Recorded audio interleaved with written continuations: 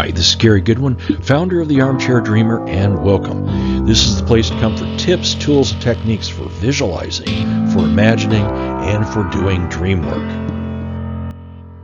I covered the specifics of why we need to make this shift of mind and body in both video as well as articles. You can see both of those over at armchaildreamer.com. But in essence, we need to shift into the softer way of being, into that place that's sort of betwixt and between waking and dreaming, or waking and being asleep. And we need to be in that side that has an appreciation for story, for poetry, for music, not from an artistic or critical way, but just that it finds it moving, energizing, and inspiring. That's where our head generally needs to be when we want to visualize, do dream work, and when we want to get into our imagination. I covered the specifics of why we need to make this shift of mind and body in both video as well as articles. You can see both of those over at armchaildreamer.com. But in essence, we need to shift into the softer way of being, into that place that's sort of betwixt and between waking and dreaming, or waking and being asleep. And we need to be in that side that has an appreciation for story, for poetry, for music, not from an artistic or critical way, but just that it finds it moving, energizing, and inspiring. That's where our head generally needs to be when we want to visualize, do dream work, and when we want to get into our imagination.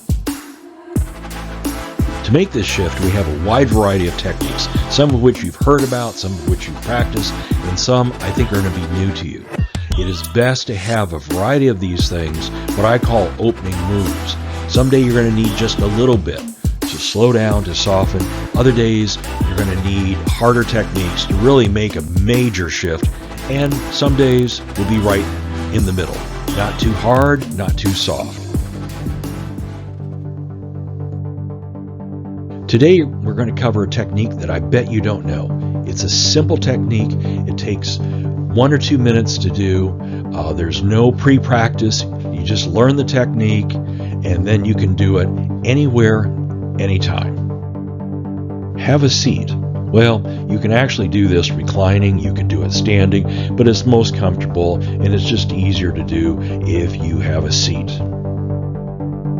Step 2, which is actually a couple little steps pulled together, but step 2 is to hold your head still. We're going to be moving our eyes only, so don't move your head back and forth as I direct you to make movements. You'll just be moving your eyes. And you don't have to leave your eyes open. I suggest it. It seems easier. I think it's more effective that way. You don't have to worry about contacts. You don't have to worry about the drag of the movement when you have your eyes closed. So that's my suggestion. You can try both, but probably you want to leave your eyes open. Step 3 is sort of a temporary step. I'm breaking the smooth movement you're going to be learning into 2 parts. So later on, you're not going to think of this as like steps 3 and 4. You're just going to do it all just one continuous movement. So look across the room and look straight ahead. And if your eyes are looking up a little bit or looking down, that's fine too. And now sweep your eyes to the left. When you feel a tug in the muscles, you can stop and you can slowly sweep them back to the front. Okay, that's step 3. So you got a sense now of looking straight ahead, moving your eyes in a horizontal manner over to getting a tug and bringing it back. This whole thing should be done without strain. There's no need to be doing anything heroic. It's just a nice, gentle movement of the eyes from one direction to another direction. So you can get a sense of the second half of this. Look straight ahead again, and we're going to do the same thing to the right. So sweep over to the right as you're trying to move towards your peripheral vision. You don't need to strain your eye muscles at all. When you feel a good tug, you can stop, and then you can sweep back to the starting point. And we're doing sweeping movements more than a jump, like over to the side and jumping to the middle. We're just going to do a nice, smooth, gentle sweeping movement. Okay, let's put those two pieces together. And before we start, a couple things again. Don't strain. How far you look over to the side is up to you. Coming back around, looking to the other side. And you need to experiment a little bit with the speed. Don't go so fast that you start to feel seasick. That's not the objective here. There's nothing heroic. There's nothing, strong about this. I vary the speed a little bit, but I'm sweeping from side to side. It's not super slow, but I can see the things as I'm doing it right now. As I move my eyes, I keep track of what's ahead of me. I can see every part of that. So I'm not moving so fast that I'm sort of bouncing back and forth. So it's somewhere sort of a moderate speed. Why don't we go ahead and do this for 20 seconds. I'll keep count and I'll let you know when 20 seconds is over.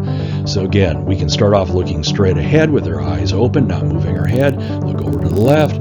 Go ahead and sweep past that starting point where we're starting to come over to the right. And then from the right over to the left, left to the right, right to the left. And I'll let you know when the time is up.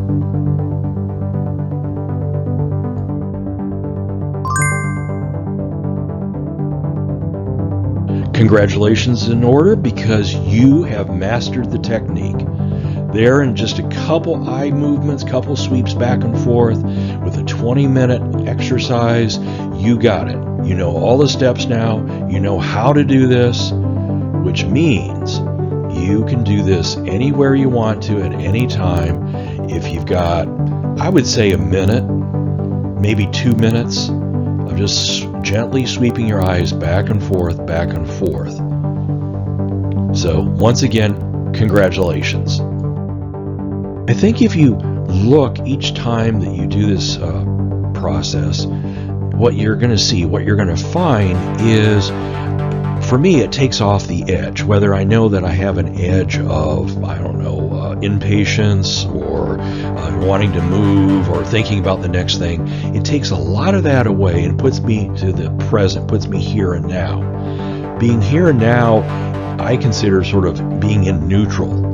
It gets me one step closer to making the shift to where I need to go for vivid visualization and for letting imagination in. I do combine it with another technique to take me deeper, depending if I want to do visualization or if I want to do imagination work. Give this a try. See if it works well for you. If it doesn't, that's fine. Combine it with another technique, and these can be your opening moves for your inner work sessions. Okay, that's it for today. You're going to find other material on other relaxation techniques and other ways to shift to visualizing and imagining. You're going to find it all, plus tips, tools, techniques at armchaildreamer.com. This is Gary Goodwin, founder of armchaildreamer.com, and I will see you next time. Thank you for being here.